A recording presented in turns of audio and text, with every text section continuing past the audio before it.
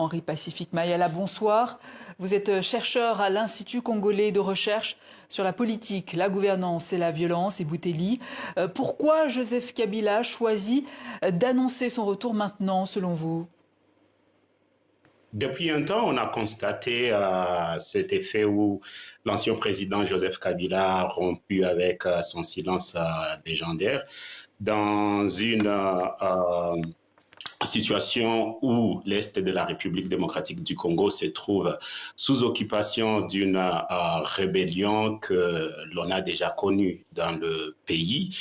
Ce moment où aussi le pouvoir en place est assez critiqué pour la mégestion, le manque de sérieux dans la gouvernance, l'ancien président Joseph Kabila, il trouve d'une certaine façon un moyen pour lui de se positionner en tant qu'une alternative à la crise actuelle, qu'il faut signaler que depuis la chute de Goma et de Bukavu, nous sommes plus dans une situation de crise sécuritaire, mais qui est désormais devenue une crise politique majeure que traverse le Congo.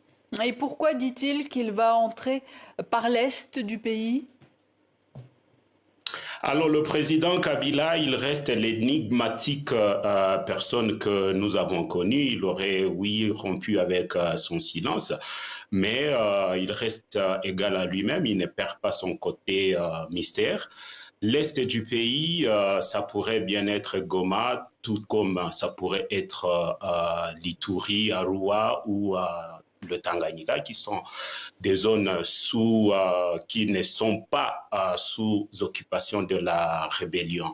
Il ne faudrait peut-être pas assez se précipiter à des conclusions. Je pense qu'il faudrait plutôt observer dans le sens où le président Joseph Kabila reste un Congolais qui jouit de ses droits civiques et devrait aussi jouir de ses droits de mouvement, venir à l'est du pays. Il n'a pas précisé qu'il venait à Goma ou à Bukavu, qui sont des zones sous l'occupation de la rébellion.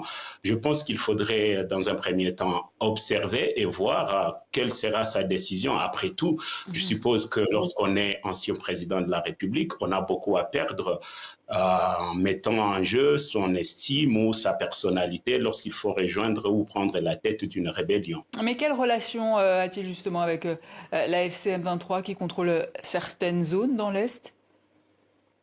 Ben, c'est clair que l'AFC M23 a des relations avec tous les acteurs politiques au pays. Corneille Nangaa a été le président de la CENI. Par ricochet, il connaît tout le monde. Il a